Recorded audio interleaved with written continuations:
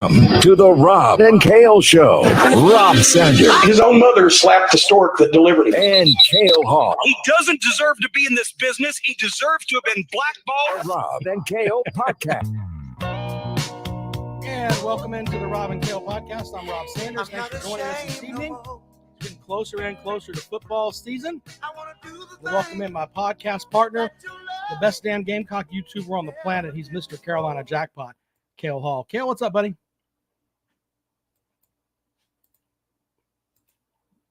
Whoops. Well, there you go. Go ahead. I'm sorry. What'd you say? I am fantastic. How are you this evening? I'm doing, man. You all right? I'm great. Never better. There you go. We got stuff we're going to get into this evening. That's going to be should have some good football talk. In fact, we've already got people trying to get into the show here, Jackpot. You just want to just run right to the phones or what? No, not quite yet. I just want to acknowledge the chat here. And I received a package today in the U.S. mail from one Big Barney Ross. You got what I need. Hold on. What is that? There you go. Anyway, what now? What are we doing there? He sent me the 2023 Cat's Paws. This is the Kentucky Football Yearbook. It's almost like a media guide, but it's not. And a note on here, Go Big Blue from Big Barney Ross. So thank you very much. This will come in handy when I'm looking up information on the Kentucky Wildcats. I don't know. Is this here? Is that Devin Leary? I assume so. What is it about immediately when they go to Kentucky, white boys have to start wearing this douchey hairband like Cash Daniels? Next thing you know, he's going to have face paint on. What's wrong with him? But nonetheless, very nice gesture from Big Barney Ross. I appreciate it very much. Big Barney Ross also sent us some stuff for our live show coming up. And of course, it is 3 bottles of his fine collection. We've got a bottle of Weller, a bottle of Eagle Rare, and what's the other bottle? I can't remember the name of it. Oh, bottle of Blanton's. So, yeah, straight from Big Barney Ross's collection, which we're going to auction off to help out the Pace Academy here in Columbia, as they work with young folks who have dyslexia and get them to a point where they can read, which is a big, big deal. So thanks to Big Barney Ross for that. He's a fine supporter of the program. I want to address Andy Hall's comment in the comment section. It says, Jackpot, ? I don't know. Okay, what's the question mark for? You asking a question or are you saying something? Quit pissing off Uncle Lou. So let me set the backdrop before you start taking the callers, because predictably, I can tell you what's going to happen tonight. So he was doing a live show last night, and I decided to click on the StreamYard link because he was saying that there wasn't anybody in the back to get on the show. I haven't been on there in a while. Well, as you know, we've got a puppy here, had about, 6 weeks, and sometimes Ziggy gets kind of nuts about the puppy. Where did Rob go? What are you doing? I was maneuvering stuff around. Okay. Ziggy gets nuts about the puppy. And so last night, right at the time when I was talking about the 5-star commitment from yesterday and the Ohio State people online and YouTube, so forth, getting really salty about it, the dog just starts making these crazy noises towards the puppy, like, and he won't stop. Now, anyone who's had a dog knows that they're subject to an outburst every now and then, which would have been fine. So I just got off the show. I just clicked off the link after a second or two that I knew I wasn't going to be able to shut him up. I don't know, but Lou just keeps going on and on and on and on. Just Lou being Lou with the whole. It's like a kid that can make straight A's, but they're bringing home F's, and you talk to them. Well, I'm sorry for ruining a 5-minute segment of your live show, sir, with a dog that I cannot control. But such is life. But Uncle Lou's here. Let's bring Uncle Lou into the program. Is he going to do a barking dog? Hey Rob, how you doing? Really enjoying the show. Is Clemson leaving or just Florida State? August 15th is 13 days away.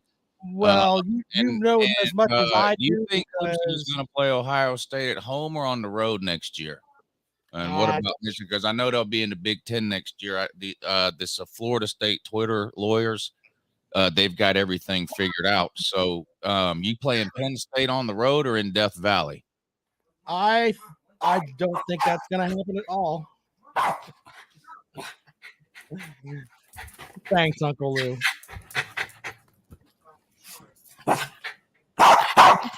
Did you see Douglas and bring him onto your show? What's going on with that? So, Penn State, you going to play them at home or on the road, you think, next year? I don't think they're going to the Big Ten. So. No. Do you think they're going to be in the ACC till 2034, or do you think they'll find a way to get out of the thing early? I don't know. We should ask your guest there with you. What do you think, Jackpot? What do you think the Florida State and Clemson's chances are of getting out of the ACC within the next couple of years? I say slim to none. Uncle Lou. I couldn't hear you. Uncle Lou. I'm having a hard time hearing you guys. Uncle Lou, you have 55,000 followers. Get one of them to hold that dog's head so you can fuck it. I'm having a hard time That's kind of hearing what y'all are nasty. saying. What are y'all saying? I'm having a hard time. Hey, I gotta go. Thanks for letting me on, though. All right. Let's bring Dale. Gotta laugh. Dale, what's up, buddy? What's up, fellas? I want to ask Jackpot. I mean, so what do you think? You have a dog that you're molesting in the background that you would like to bring on the show. No, I've already done that, so I'm finished. Okay. So, but anyway, so I just want to ask Jackpot. Laundry. I just want to ask Jackpot. Well, you know what? How bad do you think Georgia gonna beat South Carolina this year, bro? Probably about 4 score, and I don't know. Yeah, it's gonna be ugly. I don't think it's gonna be as ugly as you think. I don't think it's gonna be. It's definitely not gonna be what it was last year. I think South Carolina they'll be competitive. What was the score last year? 48-6, something like 47-6. It could have been 88-7. Right. So, and another question, and hey guys, I love your show, but Jackpot, do you observe all the traffic laws while you're making your shows, driving in the car? You do like stop at stop signs and don't run red lights, right? Stop it. Yes.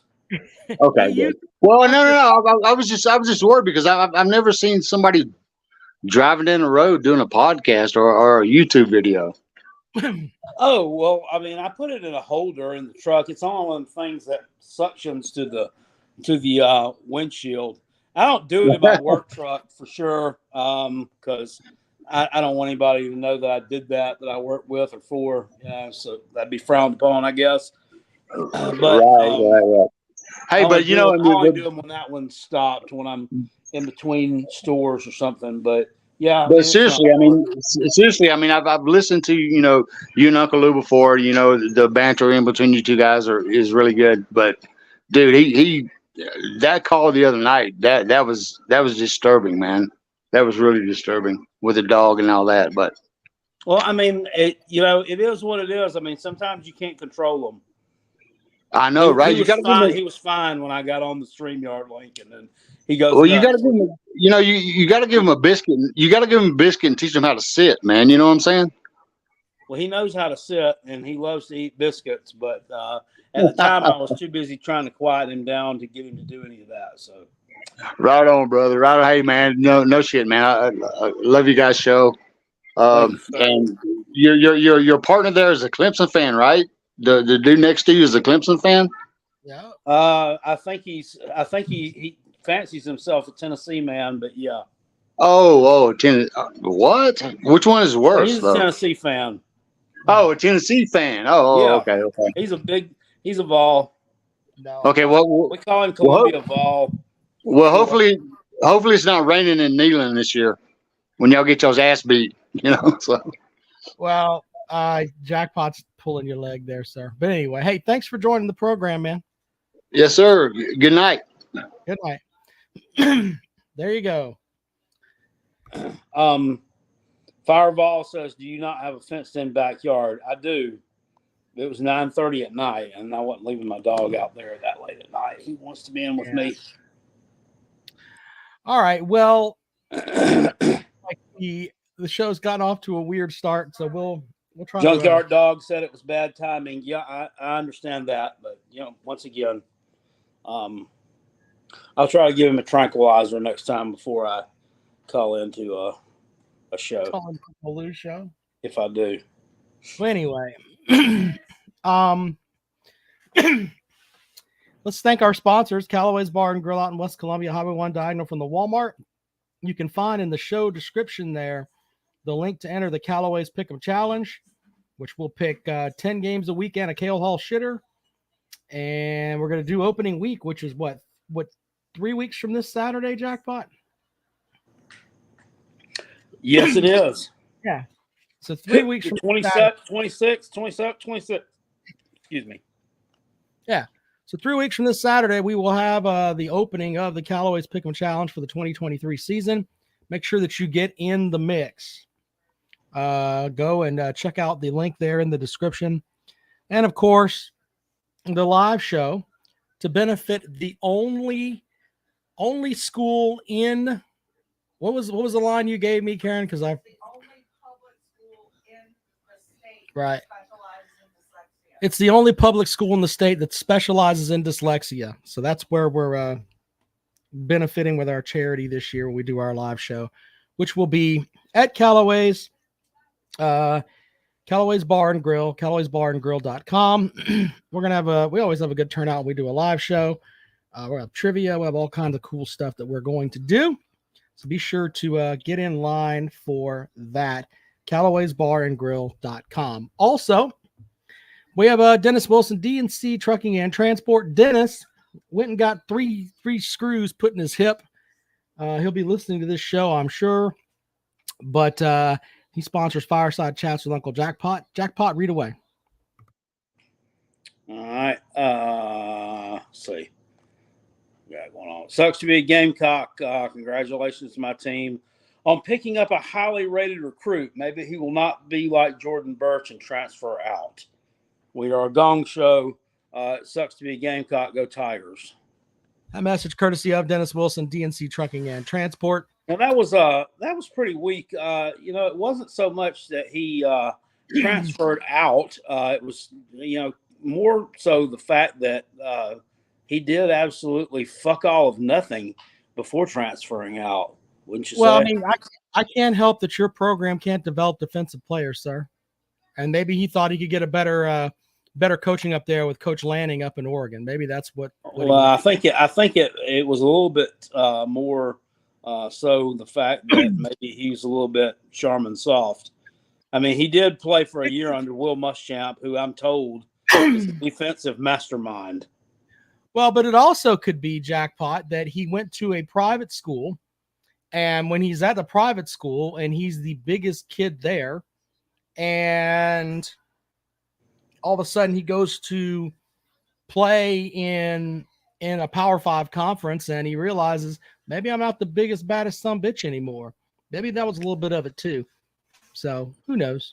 Well, I don't know, but I knew it was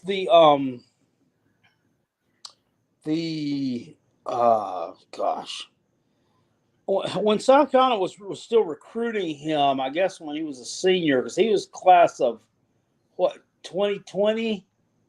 So he was a senior of the 2019 season, right before the COVID.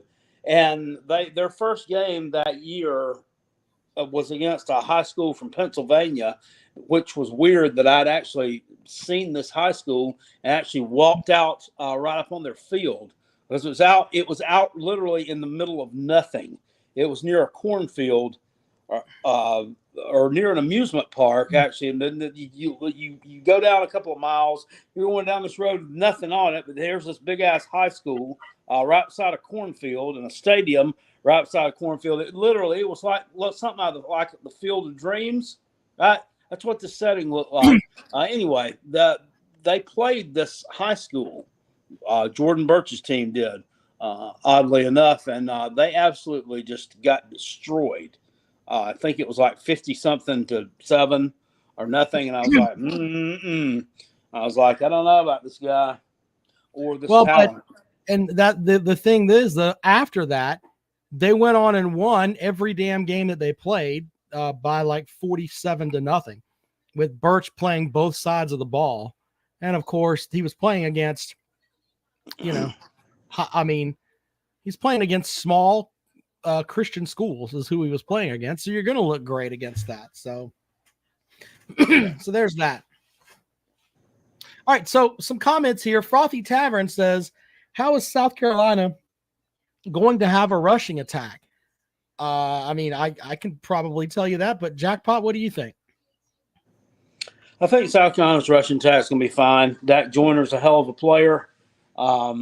We still, the story hasn't been written yet on Mr. Anderson, the Division II transfer. Mizzou had a Division II transfer who did a pretty good job. I'm not so much concerned about the running game. I'm more concerned about the offensive line, the line of scrimmage. That's what has me a little bit nervous here in the offseason. Wait a minute. If the offensive line is shit, your running game is going to be shit. So, I mean, there's that. I don't know. Look, I think with the new offensive line coach in there, maybe he'll rally those guys a little bit. If he can get them to a point where they're average, because last year they weren't, but if he can get them to a point where they're average, where Rattler's not having to get his teeth kicked in every third or fourth play, maybe they'll be. I mean, I think that would be pretty good for the Gamecocks, and they could finish in the top half of the SEC in offense. That's not a far-reaching goal there, but I agree with you. It's got to get to a point where they can get some blocking. Well, Beamer has said that these freshmen are going to play. They're going to play some impact roles. Exactly what positions and all that, he didn't specify. I didn't really break that stuff down. But you've got the young man from Dorman High School who was the #1 recruit for us last year, Marquis Anderson. They need an offensive tackle now. That's what he is. I mean, Alabama had 2 freshmen on their offensive line last year. Now, granted, they had Bryce Young playing, but Bryce Young got hit. I don't know if they were redshirt freshmen. I don't know if they were true freshmen, but all I hear is I got to learn the playbook. We got to learn the playbook. These supposedly Rudy Bob's scheme is simpler than Marcus Satterfield's scheme. So at some point, something's going to have to give. You can't keep doing the same thing you've always been doing and getting the same results and do the same thing that works for everybody else. If the guys that you've been running out there are the shits, why not run some freshmen out there? The guy's going to get hit anyway, even if you've got, a junior out there that's played 3 seasons or whatever. If you're not going to get the job done, I'd rather run my freshman out there and at least get him some damn reps. That makes a lot more sense to me. So exactly. It's why he came here to play football.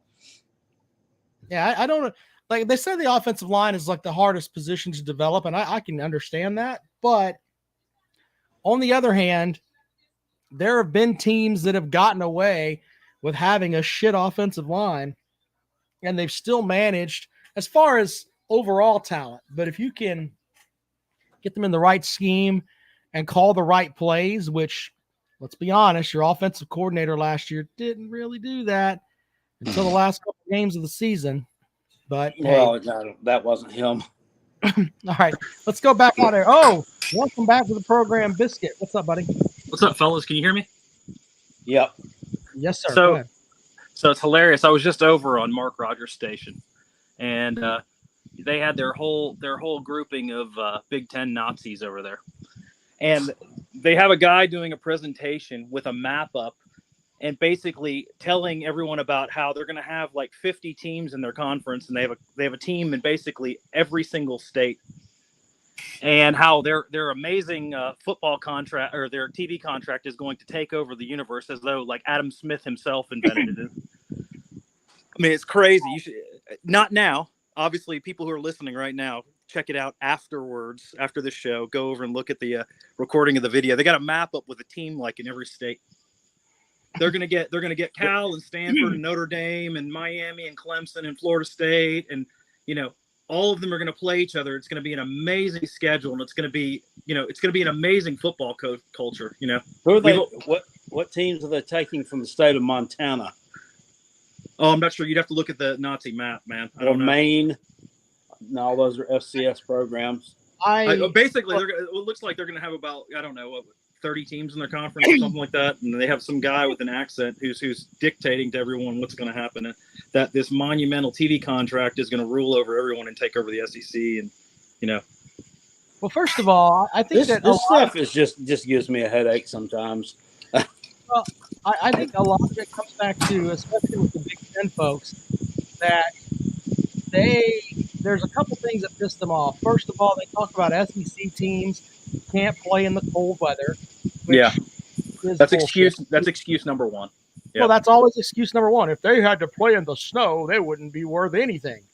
The other thing is that they get tired of teams from down south basically sending them back up north with their hat in their hand. And I think, and it's not just SEC teams.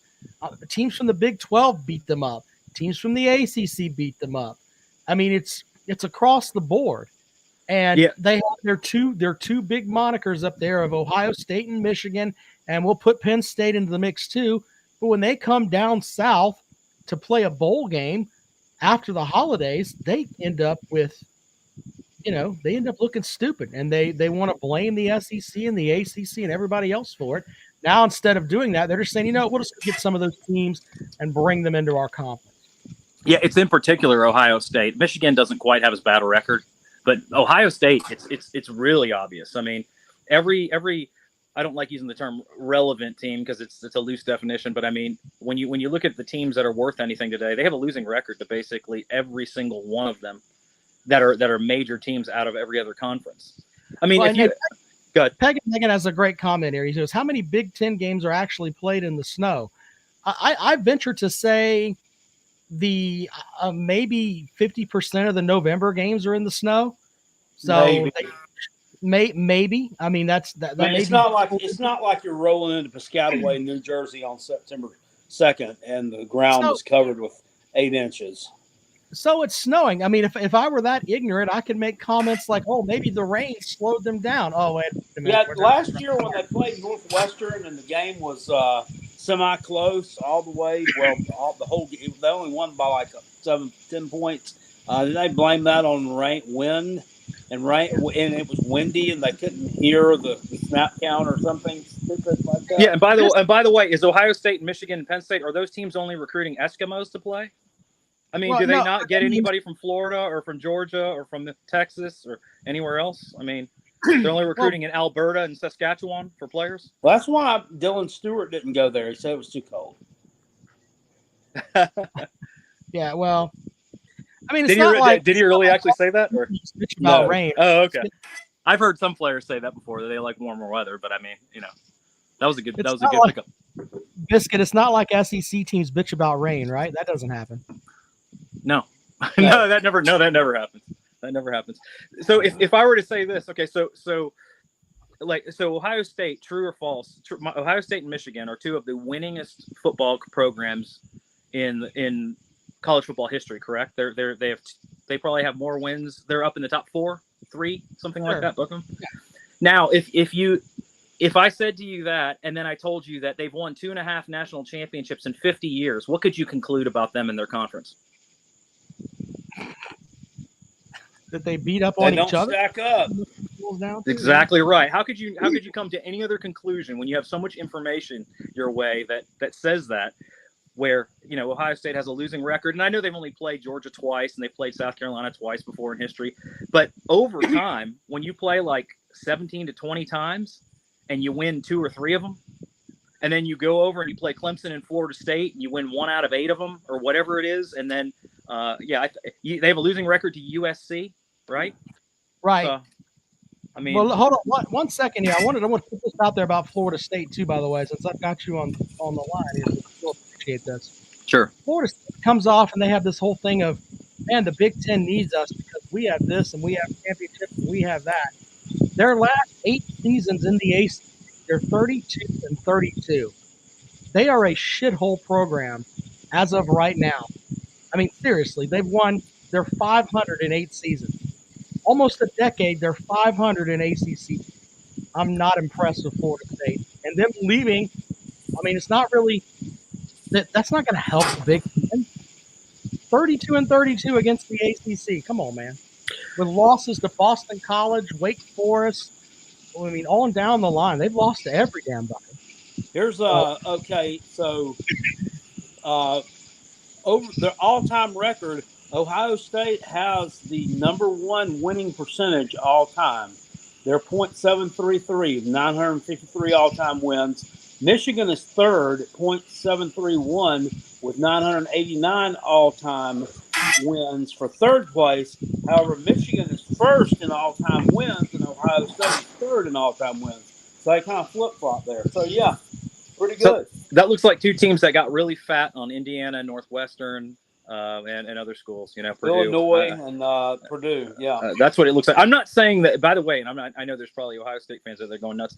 I'm not saying they're bad programs, but I've heard from Ohio State fans for the past couple of weeks how they are the showcase program for the country. Multiple people have said this on like Lou's show, and that they are the marquee program over the past 25 years. And I'm like, well, yeah, but if you look at the data available to you, maybe you're the marquee program in the Big Ten, but you're not the marquee program in the nation. You have 2 national championships in 50 years.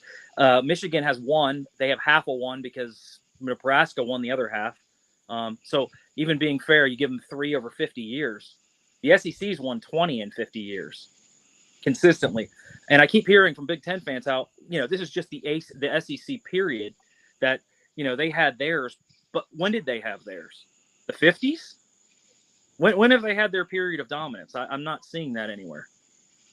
The 30s, when Minnesota was running off national championships during the Great Depression, riding a horse and buggy to the game. I mean, like when was Big Ten's dominance?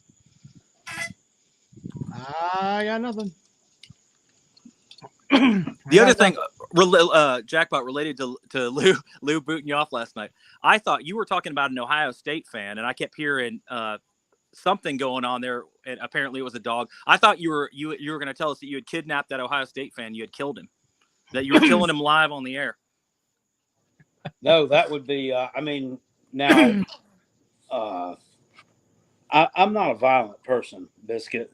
You should know this about me. I'm not sure I entirely believe that. I've seen what you've done to those pizza boxes during South Carolina games. I've done things to pizza boxes and trees, but to human flesh, that's something else. But no, I put a link in the comment section. You can, you know, just go over there and click on that link. Yeah. And they'll put that particular video in your queue, I guess, and you can go back to your history and watch it. But it's a podcast and not a very good one. An Ohio State podcast. There's a man on there named Bill Green, I think, and then there's some other Jamote. And the Bill Green guy is extremely salty about Bill and Stewart. And I put in the comment section, I don't know if he's more upset that they didn't land the kid or that he went to South Carolina, because he goes on and on. I can't believe that he's going to South Carolina. He's like, I mean, I've been to South Carolina. He's like, if you're going to go anywhere there, go to Clemson. Okay, well, I don't think Clemson recruited the guy. He said, it's a beautiful campus, blah, blah, lies. It's a dump. But he was just really, really upset and salty about South Carolina trashing us, and they've never recruited a big time player, which is not true. Look, I mean, Shane Beamer didn't come to Columbia to get his face kicked in. I mean, he's got the program on the level up, and there are going to be casualties. And sorry that you happen to be the casualty this week, Ohio State man. I understand definitely the need to have a recruiting class ranked high overall, and I'm always happy to see when big time recruits come to Georgia, you know, that sort of thing. But I never get angry over one individual kid deciding to not go somewhere, because that's absolutely absurd. You have no idea his future.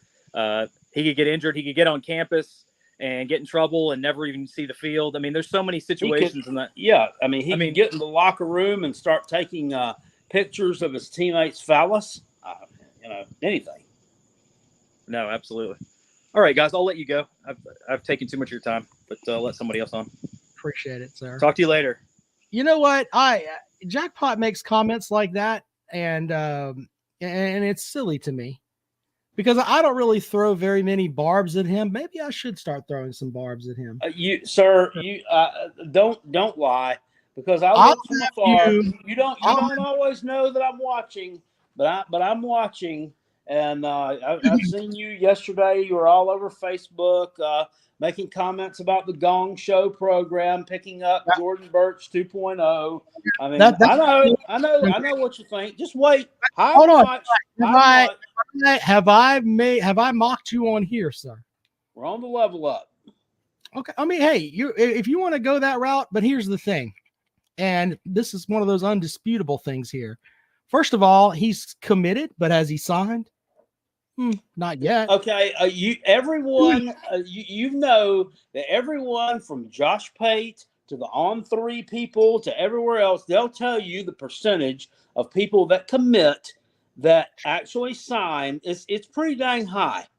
Okay, they're decommitment sometimes, but it's pretty dang high. So keep wishing. Well, first of all, I don't care where this kid goes.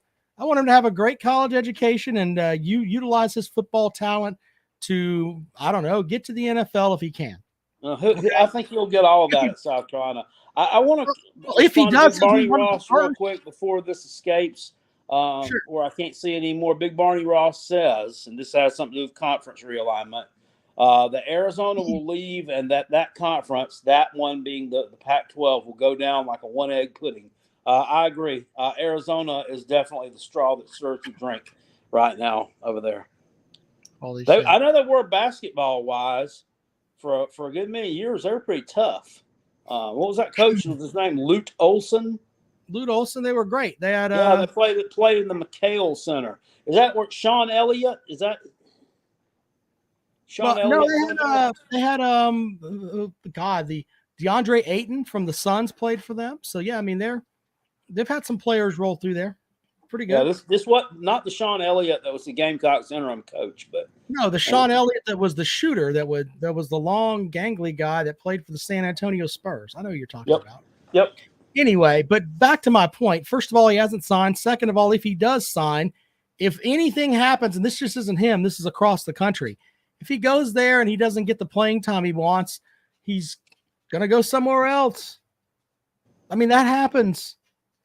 So I mean, it's like getting one player. That's great. And it's a great thing for South Carolina, but to win consistently, you need a lot of them. So congratulations. Biscuit says the Clemson campus is really nice. He must have visited the president's house, because the rest of it's pretty nasty. Let's bring friend of the program, Twisted Rooster, on the show. Sir, how are you? What's up, Jackpot? I'm doing good. How about you and Jackpot? You, Rob, everybody good? We're doing good, man. You all right? Oh, yeah. Well, I did want to say this, Rob. You guys signed a 5-star linebacker that happened to be hanging out in Georgia last week. Right. He's not signed yet either, but I saw defensive fans. And see, that's why I laugh at people, because they're like, oh, well, we currently have the 5th-ranked recruiting class. Well, next week you could be 12, or you could be number 1. None of that shit matters until signing day. All facts. People lose their shit about, oh, we've got X, Y, and Z guy. None of them have committed to you.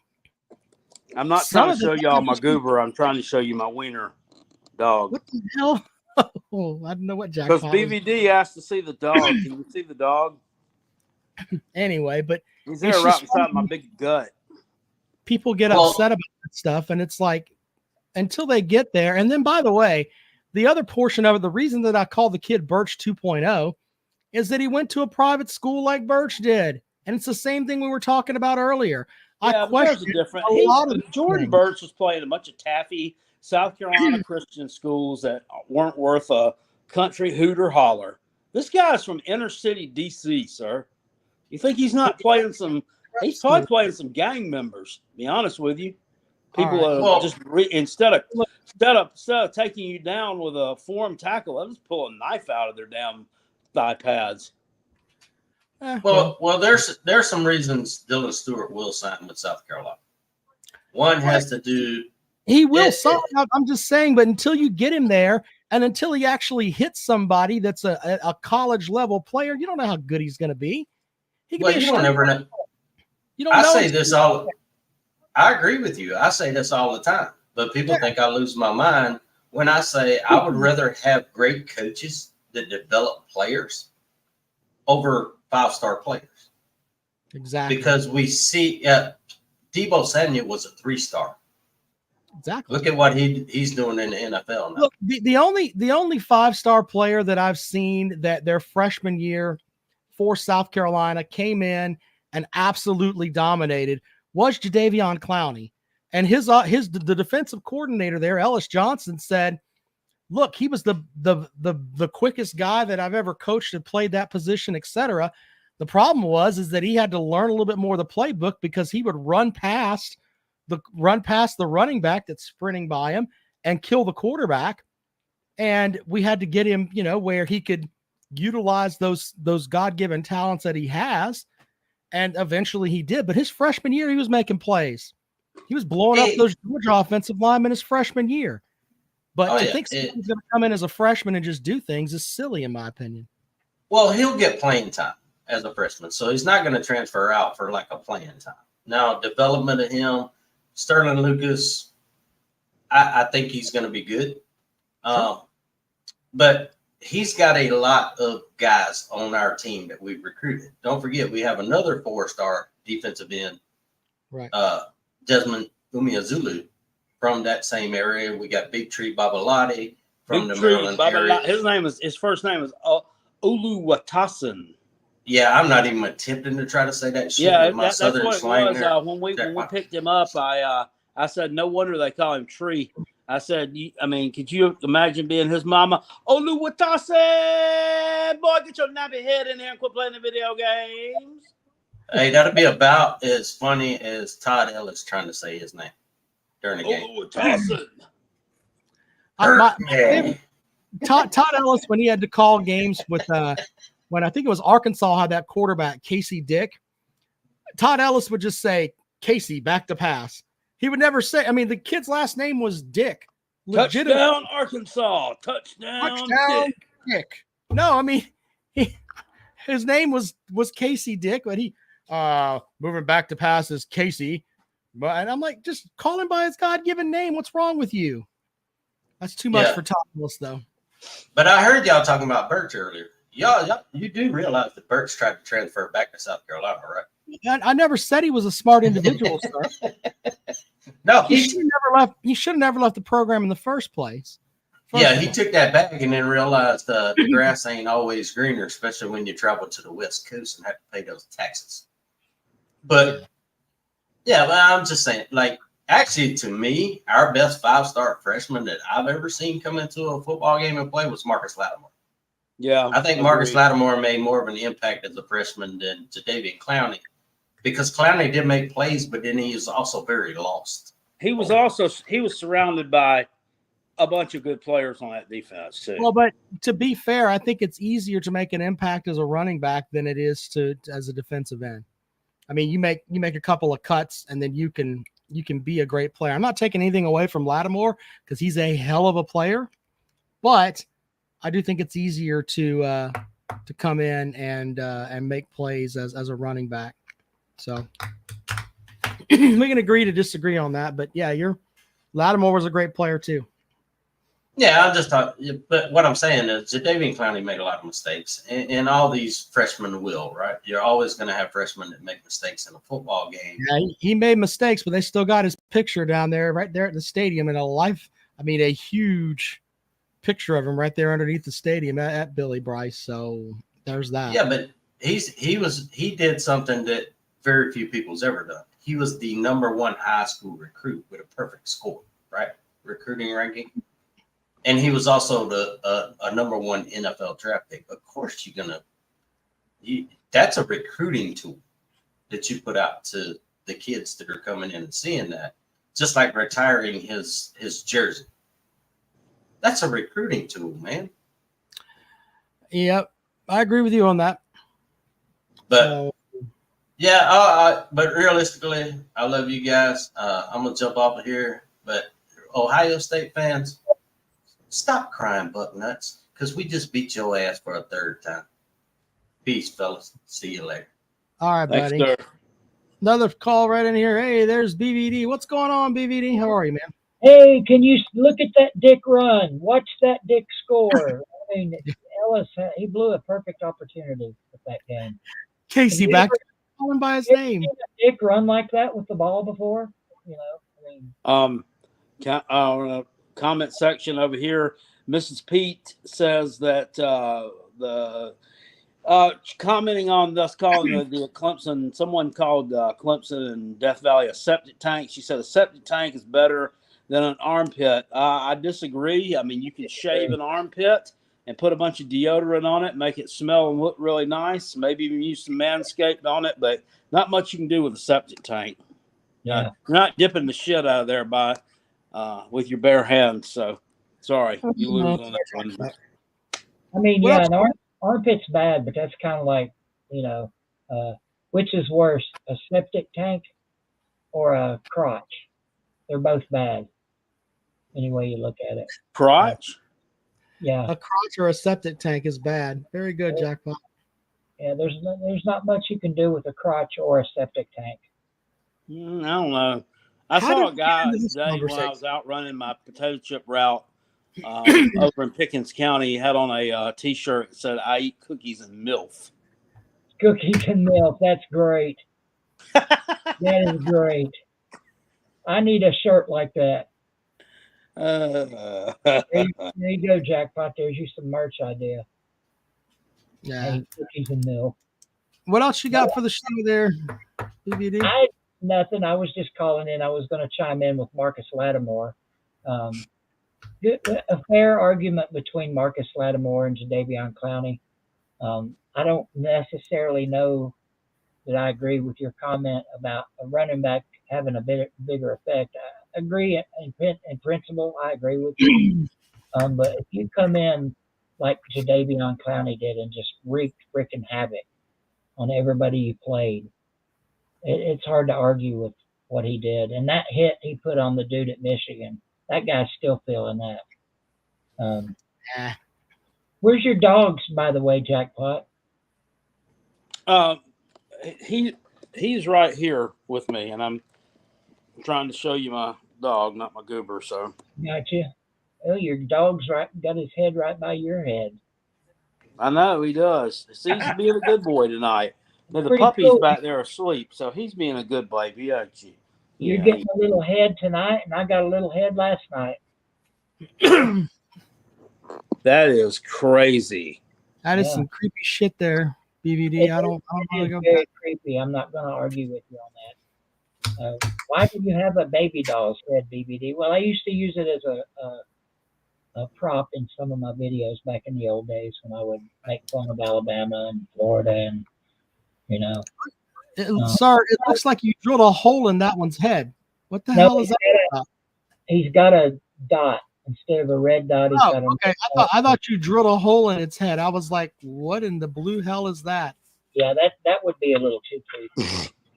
Yeah. Now, Now, Jeff, program, but holy crap!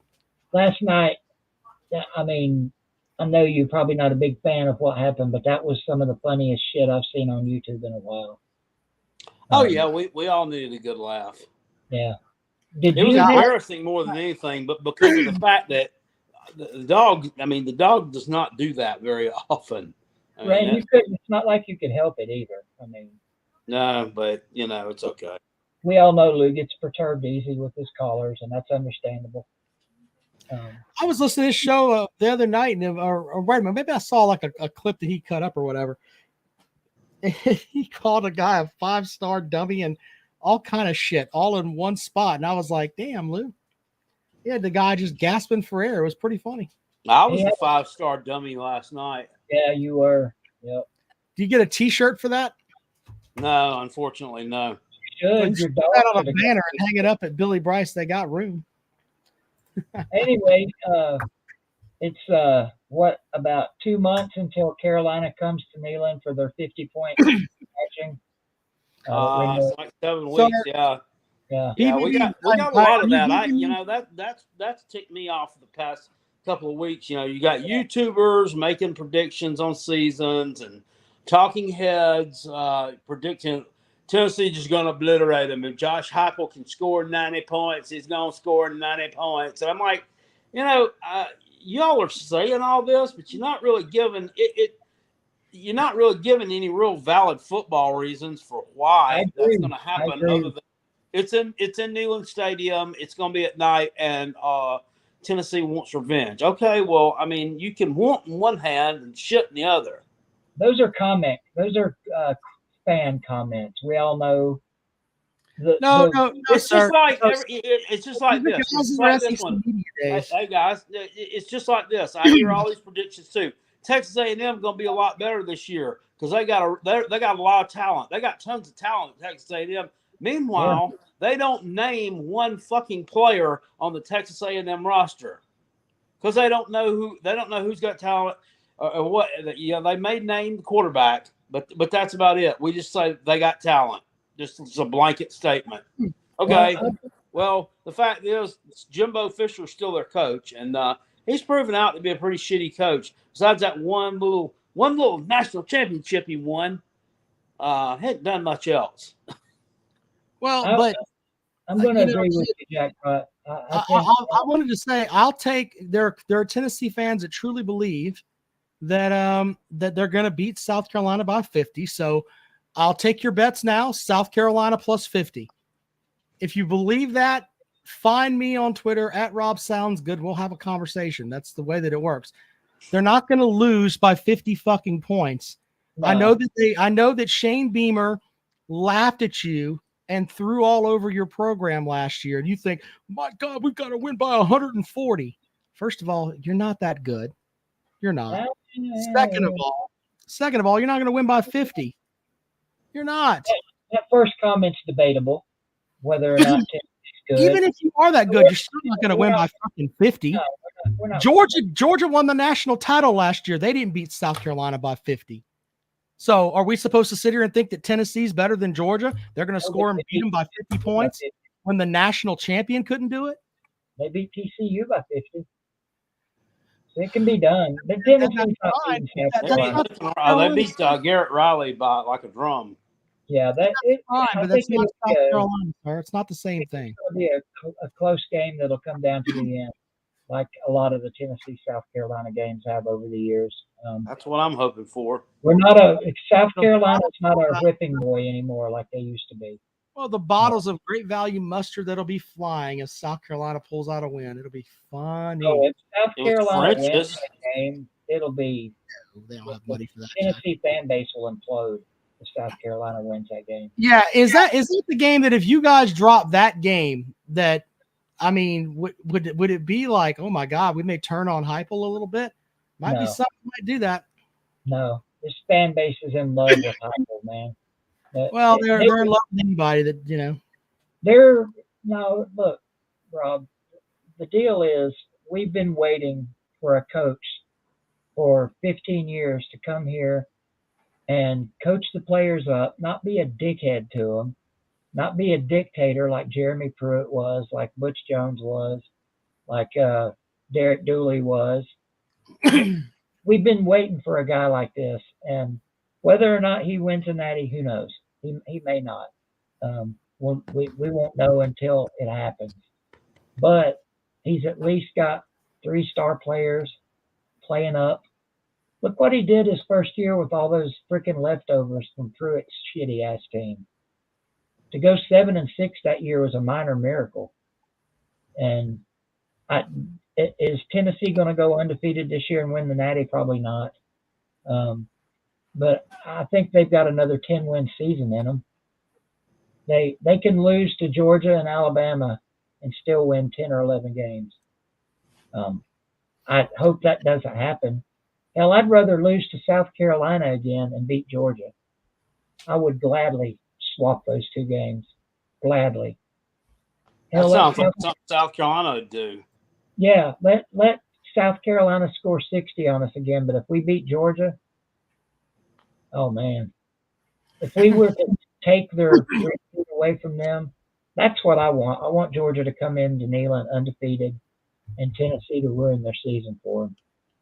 But they may come in and spank us over the ass again. We won't know until Tennessee's got a lot to prove this year.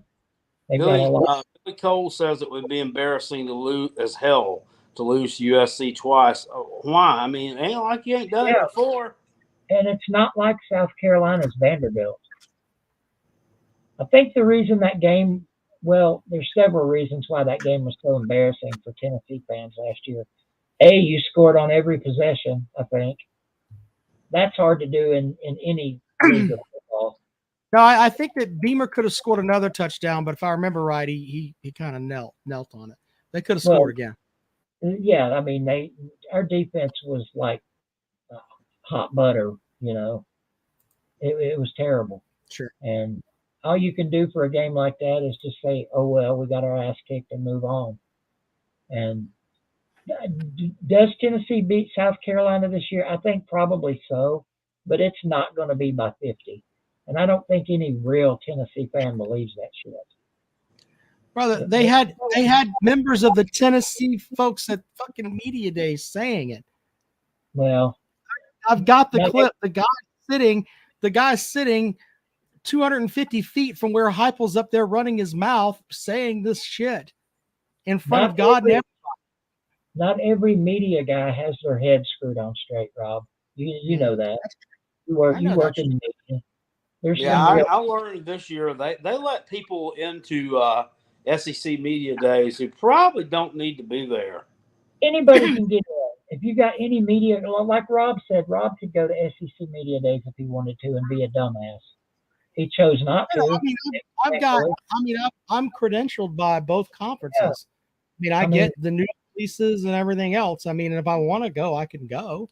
But if I'm not covering, I don't go. I mean, it's just that's one of the things that it used to be you would go to those things and you would get the scoop on what's going on, and then you would share it with whatever media outlet that you're working for and get that information out to people. But with a lot of it now, I mean, it's literally like a fan event. Every Tom, Dick, and Harry with media credentials shows up for that now. Sure. I mean, there's no such thing anymore as breaking news. It's hard to break news. No matter who you are, whether you're a media guy, whether you're DVD or Jackpot or Rob, I mean, it's just hard with all the people out there, on their Twitter machine, on their YouTube, on every freaking social media platform, just waiting for the next nugget of news to come out. Well, and it's a race too. I mean, and I'll give you an example. When Zion Williamson played in the NCAA basketball tournament, when he was at Duke, and his regional or whatever you want to call it was in Columbia, I went and covered that for my station, and I managed to be in the right place at the right time that I was able to get footage of Zion Williamson after they won their game over UCF. I posted it online on our station's webpage, and it goes through the roof because I was one of the only ones to have it. So in the end, it comes down to being in the right place at the right time.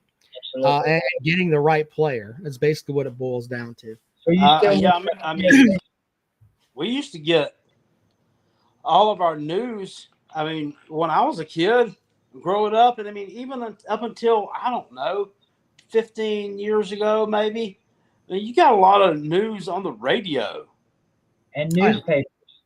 That's where you're at. And look, I mean, I remember being at South Carolina football games in the 80s and 90s, before, everybody had, all the scores right there in their hand and their cell phone. Yeah. And they would announce scores of other games, scores, in between plays and at timeouts and stuff. Yeah. I mean, the PA announcer would come over there and he'd be like, in the third quarter, Clemson 10, Duke 17. And you'd hear this big cheer. Right. And I participated in the big cheer or whatever the fuck. It was newspapers for us, Jackpot. I mean, Yeah, how yeah, that you're in your too. 40s, right? Yep. Yeah, so you remember those days when I lived in Columbus, Ohio, and started following college football really well. They used to have these 800 numbers that you could call and get scores, and I didn't know they were charging me $1 for every time I would call. And dude, I'd be on the phone like every 2 or 3 minutes trying to catch the score of a Tennessee game until my stepdad got the phone bill and it was like $300, and I put a stop to that shit real quick. Oh But yeah, yeah, I never once called, although I wanted to back in the day. The wrestling hotline numbers. Kids, get your parents' permission before you call. I oh wanted wow. to, but I never did.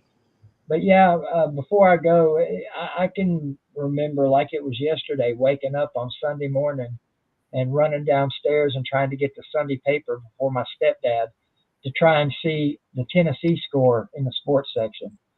And if I was lucky in the Columbus Dispatch, there'd be a little write up on the game. Usually it was just a score. And that was it. That was our Twitter and Facebook and all that shit. So Yep. kids are spoiled rotten today, and I don't think they realize it. Anyway, you guys keep doing what you're doing on here, and I'll keep watching when I can. It's football time, baby. All right, brother. See you later on, man. Yeah. Thanks, sir. BVD joining the program. All right, Jackpot. We're gonna do a show on Sunday. Do you want to do that? You want to do that draft on Sunday that someone mentioned the other week? I thought that was kind of cool. Yeah, sure. Why not? You want to draft? You want to draft all-time players? Or you want to draft from this year's team? You can draft all-time players. All right, so that's what we'll do on Sunday. We'll draft. I'm not that high on this year's Clemson team. Callaway's College Football Pick'em Challenge. I have not made out a list of who I've gotten in so far. We don't have that many folks signed up yet. Sometimes it takes a while, but I'd like for some people to start getting in that thing. Remember, 25% off for college football YouTubers. So you're $15. We have Twisted Rooster, BVD, and Pigskin Pete that have signed up from the college football YouTube community. So that's $15 more. Carolina Jackpot. Those other two. I'm just putting that out there. He'll finish higher than those two. What's that? Pigskin Pete will finish higher than those two. Than BVD or Twisted Rooster. Right. Uncle Lou should get in on it, but I don't think he wants his record out there.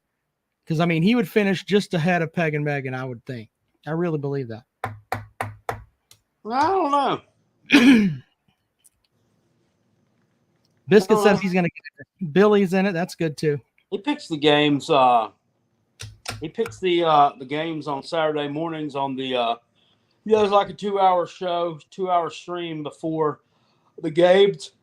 And yeah, I'll listen to that. I'm usually out walking the beast here, and I'll watch that show while he does that. And he normally picks them pretty well. Anyway, join the Pick'em Challenge there. Miss Pete should join the Pick'em Challenge too. She finishes ahead of her husband, and that'll be some craziness there. Well, I mean, he's taking Clemson over Duke, so I'd say that's probably possible. Was I going to read everybody who's in it? No, I mean Jackpot's got the list right now, and yeah, it's not long enough right now to rattle off. We don't have but about 10 or 12 people in there so far. Kind of disappointed, but it is early. It's like Rob said, it's like 3 weeks and some change until college football kicks off. So you guys got some time to get in there. Karen, are you playing this year? Yeah, Karen's going to pick this year too. Miss Pete wants a YouTube discount. Yeah, I mean, her name is Pete, so she's under the Pigskin Pete banner. So Miss Pete should get the discount, I would think. Jackpot, you're the judge on that one, sir. Yeah, I have to look at that. Do you have a verified YouTube channel where you create college football content? Because if not, you don't get the discount. Sorry. But I don't go- just give these coupons out just like that. It's not like the ones that they mail out to you. You have to meet certain But criteria. I Unfortunately, thought you were Santa Claus, Jackpot. She says she has 3 subs. do you have 3 videos? I mean, because I don't care how many subs you got. You can have 3 or 3 million. But if you don't have the videos up, then you're not verified. I don't know if Pigskin Pete's going to like us asking his wife about how many videos she's got on her channel. I don't want to. She's telling us how many subs she's got, so why in the fuck can't I ask how many videos she's got? You can deal with Pigskin Pete anyway. I know you're upset because you're going to be giving him $100. I'm not doing anything wrong. I'm asking a question. I know, sir. Calm down. You need to calm Get a down. grip of yourself. I have a complete grip of myself. Quit trying to be a shit disturber. I am a shit stirrer. You're being a shit disturber. You're trying to create fake outrage. It's not like my dog's barking his ass off and just ruining the damn show. It's not like that's happening. Well, good. Because I'd leave you with it. All right, so we're going to draft all-time teams from South Carolina and Clemson. Jackpot and I will go back and forth on Sunday. Roll Tide wants an EBT discount. Jesus. Funny thing you mentioned that too while we were talking about Lou and the person who had called in directly before me. Well, it wasn't really talking about college football. He was asking Lou for advice about his YouTube channel. So apparently he doesn't really have a channel, but he has a YouTube account.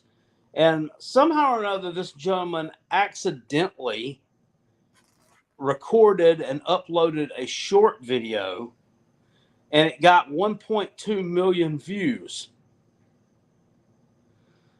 So he was trying to figure out what to do with that because he likes doing college football. He said he got 8,800 subscribers just from one short video that got 1.2 something million views. I just thought that was crazy. It's interesting. Biscuit, I don't know what your channel is. Send it my way and I will subscribe, sir. Because when I just put Biscuit out there, I mean, it gives me like, hold on, I'll show you what it is. So let's see here. When I just type Biscuit, I just get this lovely screen full of biscuits. I mean, there's nothing here that says Biscuit. I don't think that's what you. is that? Somebody's happy. Yeah, Popeye's biscuits. I don't know. Oh, I think you actually have to. Don't play that commercial. I'm not. Monetize us. I'm not. I'm just saying. I think you actually have to click on the biscuit's name to. That looks like a young Abdullah the Butcher. He didn't have enough fork marks in his head. What are you talking about? Well, he wasn't using the fork when he was young. He was playing with sporks. They didn't leave a mark. Bro, Todd says, I'd sub of you if you change your handle to biscuits and gravy.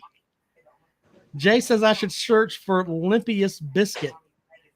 Yeah, I'd subscribe to your channel, Biscuit. I'm sure Biscuit will put some good stuff out there. I'd watch Biscuit's show if he did a show. Oh yeah, but Biscuit comes with some intelligent questions and intelligent commentary for sure. I'd watch Biscuit's show. I'd watch Jay's show because they're probably like an episode of Cops. Just silliness all over the place. Twisted Rooster said subs that don't watch your content is not good. This is true. This channel has around 11,200 subscribers. Now, granted, probably I want to venture to say about 6,000 of those subscribers came during the scratch ticket. No, I want to say about 5 came during the scratch off ticket days. So a lot of those are those folks who probably wouldn't even be subscribed anymore if they realized, I wasn't even doing that anymore on the channel. I got a lot of subscribers during the live streams as well. I mean, I would look the next day and the subscriber count's gone up by like 200. So those are just people that hang around just to see the foolishness, I guess. But it's good. It's okay. Yeah. All right. Well, we'll pick the all-time team on Sunday night. Jackpot. You have a good rest of the week, brother. We'll see you later. Thank you.